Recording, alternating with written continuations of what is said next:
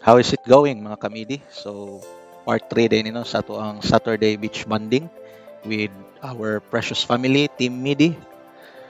So, as you can see, padulong namin sa among kaliguan nga beach. Good thing is maayo ra ang panahon. So, nakibagay po ng panahon sa among paglakaw karon. So, ingana ka gwapo ang mga lugar diri sa Liloy, Mao sa narrator. So, nihunong sa mi diri kadali kay uli ko miya ng dalan pa Lamaw. Sige, so abang-abang mo sa next video ani. Thank you for watching everyone. Bye-bye.